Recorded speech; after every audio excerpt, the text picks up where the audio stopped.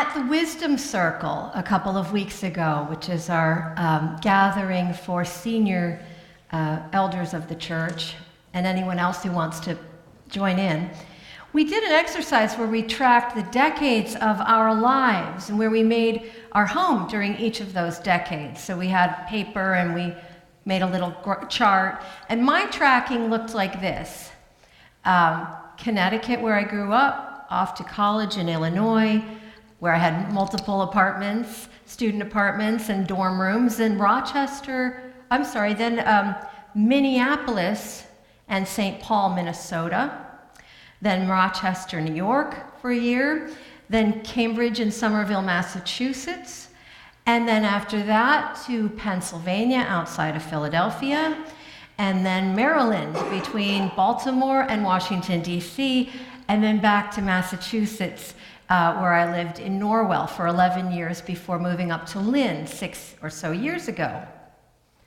So that's a lot of moving around. That's a lot of switching houses and dwellings and homes. So by the time I returned to Eastern Massachusetts in 2002, I had a wound in the place where home is in the soul. I had a deep well of sadness and loss and real insecurity. Because when I left home at 18, I didn't have a kind of a normal transition from my high school experience going off to college. There was trauma involved because my father died very suddenly my junior year of high school, so that senior year was chaotic. My mother was struggling very much with an alcohol addiction at the time, and she sold our house the end of my senior year and moved herself to a series of apartments fairly far away from that town in Connecticut. So I'd come home from college, and a lot of students say, I'm going to go home for the holidays. But I would go somewhere. My mother would pick me up at the airport, and she'd drive me somewhere that I had never seen before. So there was a real sense of dislocation. My story is far less traumatic than the millions of people in the world who lose their homes or never know one. But I've always been interested in the archetype of home because of my own experience and what that archetype means to different people I know, and I'm getting rid of this earring, and what it means to entire peoples and cultures. For instance, what is a home for nomadic people? My own spiritual journey to find home has come to a good resolution. But my curiosity about how we find home within ourselves has never abated. In one of the oldest Western creation stories, characters called Adam and Eve, Adam, meaning from the earth, and Eve, from the Hebrew word chava, to breathe, are ejected from their original home in the Garden of Eden for the sin of disobedience. So this is a primordial question, this question of home, and you can see in that original story that the trauma of losing home is connected in some way to rejection from the parent and shame. So there's a real inheritance there psychologically and emotionally and spiritually. None of us are born into an earthly paradise, but our first homes are often the places that we romanticize in our imaginations because they're the places where the world seems the most magical and wondrous and where we feel or have felt closest to our essence. This is why the care of children in the home is such a profound commitment. They are so impressionable in their early years to hurt and to violations of their integrity in that stage of being entirely dependent. Their imaginations are so rich, and their vulnerability comes not just, I think, from the physical developmental age that they're at, but also from their spiritual condition as new arrivals to the human experience. And I love this poem so much by William Wordsworth. It's called Ode, Intimations of Immortality. And it's a long piece, but this stanza I love. Here he says, or writes, "Our birth is but a sleep and a forgetting. The soul that rises with us, our life's star, hath had elsewhere its setting, and cometh from afar. Not in entire forgetfulness, and not in utter nakedness, but trailing clouds of glory do we come from God, who is our home."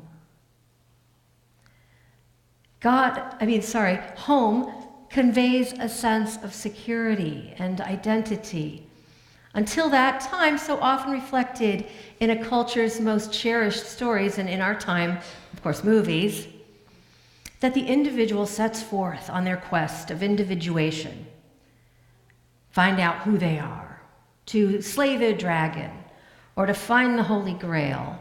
Those are, of course, the old quest stories, or in more contemporary terms, they might go to get a new job or to find a new love before they return home to a location or to the final homecoming of death. I'm very interested in the fact that some of our contemporary epics are finally putting women, who have traditionally been the figures who stayed home, tending the hearth fire and waiting for the men to return from their individuation adventures, putting women in the questing role. It was a really big deal, you may recall, when the last big Star Wars installment featured a girl, Rey, as the main character. And it was fascinating because the real fanboys were freaking out and really furious. It's a very old trope. The boy is the hero of the story. Perhaps the most widely recognized and beloved female character in literature and cinema who leaves home under traumatic circumstances and goes on a dramatic journey of discovery and return is Dorothy Gale from The Wizard of Oz. Dorothy is a farm girl. She doesn't want to run away to find her fortune or to slay the dragon. She just wants to find a place where she isn't in the way, or as she says to her dog Toto, where there isn't any trouble. Good luck, Dorothy. When the tornado hits and lifts her house into the air and comes down and she wakes up in Technicolor Oz, she sets forth on a quest to go home. I think that this movie is beloved for many reasons, but chief among them is the poignancy of Dorothy's longing for home. It's not perfect, but it's home. We can relate. She is the child within all of us, and perhaps the soul, knowing where it deeply belongs, but not knowing how to get there. Not knowing that the power to do so is within us all the time. Dorothy's journey with her wonderful, colorful friends remind us in song and dance that we also have to get a heart, a brain, and the nerve. If we are to really find our way home, a home that neither the fearful witches nor the disappointing charlatans can rip from its foundations. I have been listening to the song Over the Rainbow in a different way after hearing and learning that it was written by two Jewish men in 1939. I didn't know that until recently. Harold Arlen was the son of cantors, and Isidor Hochberg, known to us as Yip Harburg, was the son of Russian Jewish refugees.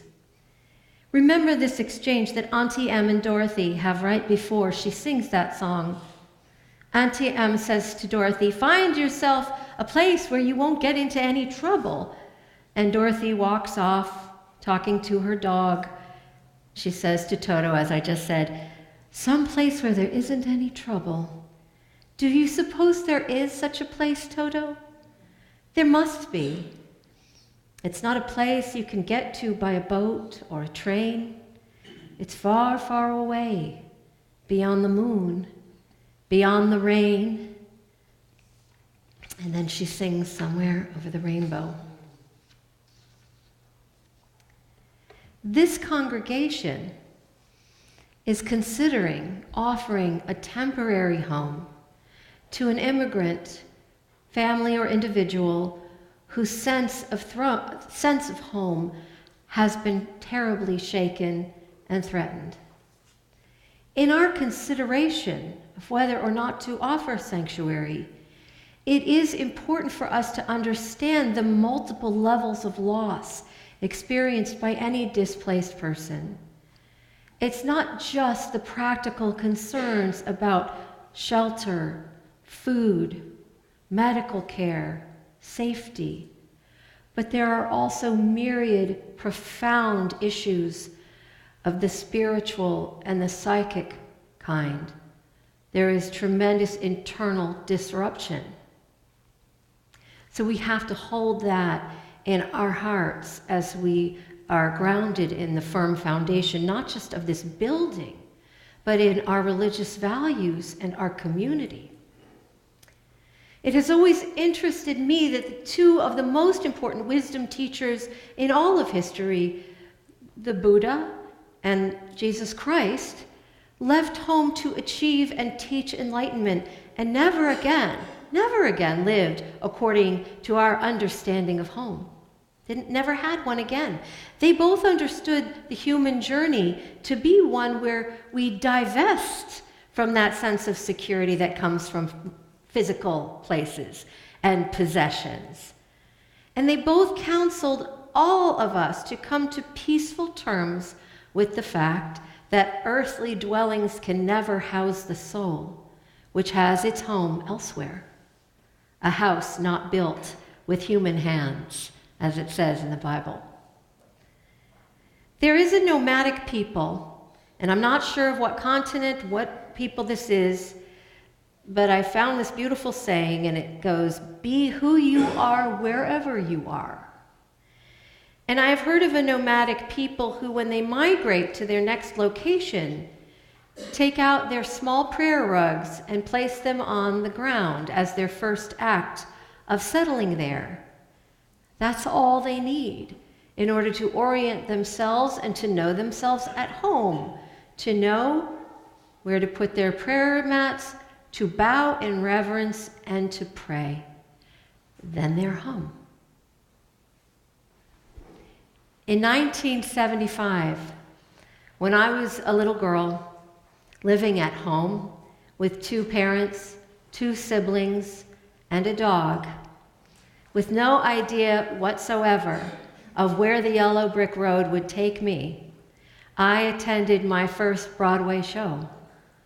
It was The Wiz, an all-black rendition of The Wizard of Oz. Miss Stephanie Mills played Dorothy Gale and sang this song at the end of the show. She was wearing white ribbons tied around her pigtails, and she sang this song so hard and with so much passion that the ribbons slid down her pigtails and landed on the stage. I cried and cried.